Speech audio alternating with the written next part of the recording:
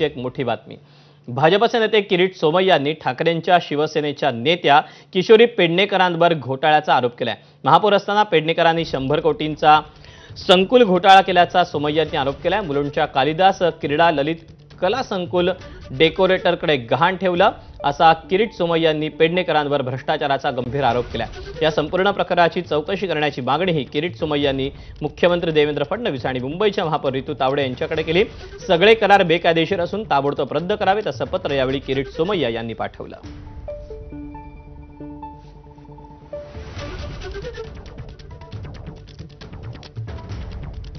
या सगळ्याबाबत प्रतिक्रिया देण्यासाठी स्वतः किशोरीताई पेडणेकर आपल्या सोबत आहेत। मात्र त्यात अगोदर आपण किरीट सोमय्यांनी त्यांच्यावर काय नेमके आरोप केलेले आहेत ते आरोप आपण पाहूया।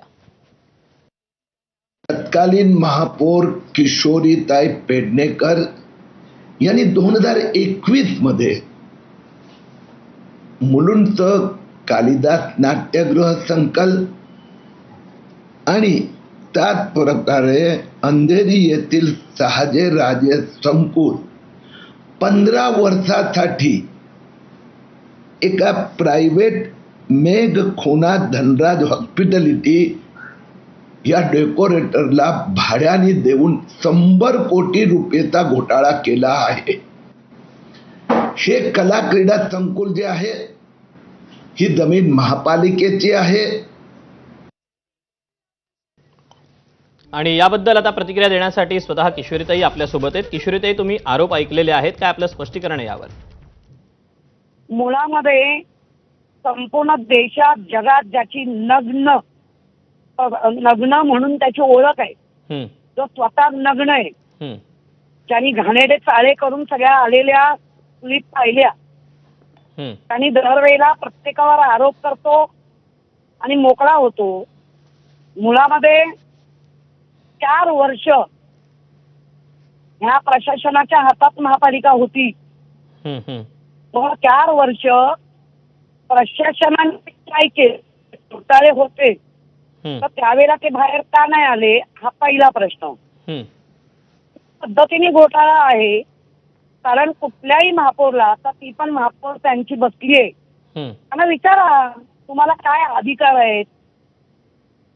आणि जर असं त्यांची, म्हणजे मी विरोधी पक्ष नेती आहे, ज्या पद्धतीने आमचं कामकाज त्यांना जाचतंय म्हणून बदनाम करून, मुळात स्वतः बदनाम असताना काय झालंय, मला नाही आबरू, मी कोणाला घाबरू, ही अवस्था आहे। एक माणसाला आम्ही उत्तर देणार नाही, तुम्हाला वाटतंय तुम्हाला जे करायचं ते करा, मी तेव्हाही तसंच सांगितलं होतं। आणि अशामुळे अशा नालायक माणसाला मी घाबरणार नाही।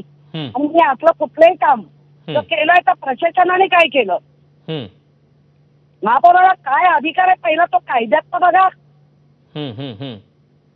आणि जर आहे म्हणताय तर मग प्रशासन कसं ऐकलं? तुमचे जे बाकी सगळे येत आहेत, ज्या टॉयलेटवर भाजपने अख्खं टॉयलेट गिळंकृत केलंय त्याच्यावर बोल। हा विरोधी पक्षनेता म्हणून आवाज दाबण्याचा जर काम असेल तर किशोरी पेडणेकरांनी अनेक अग्निपरीक्षा दिल्या आणि माझ्या मतदारांनी मला त्या अग्निपरीक्षेतनं बाहेर काढून पुन्हा माझ्या पक्षप्रमुखांनी विश्वास ठेवून पुन्हा मी महापालिकेत आहे, कुठेही पळून जाणार नाही। त्यामुळे मीडियावर यायचं आणि आरोप करायचे, पहिला तुम्ही अत्याचार केलाय त्याच्याबद्दल बोलू। किशोरीताई, हे तर सोमय्यांनी केलेले आरोप झाले, मात्र हे सगळे जे करार आहेत ते करार झालेले आहेत की नाहीयेत? कारण या संबंधी त्यांनी मुख्यमंत्र्यांना आणि महापौरांना देखील पत्र दिलेलं आहे आणि या सगळ्या संबंधीचे करार रद्द करायचं असं देखील सांगितलंय। आपण 2.5 वर्षाच्या कालावधीत अनेक करार होतात, त्याच्यामध्ये एएमसी, बीएमसी, एनसी, त्याच्यावर कोण जे अधिकारी नेमतात,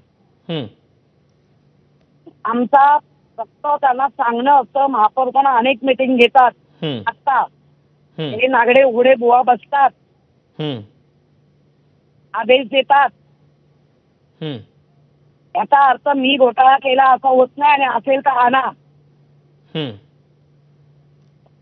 कारण अनिल परबांवर एवढं शेवटी कोर्टाने काय दिलं काय नाही, परेशान करण्याची कामं आहेत.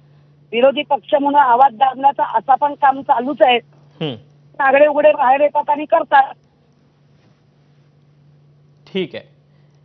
किशोरीताई, धन्यवाद आपल्या या सविस्तर प्रतिक्रियेबद्दल.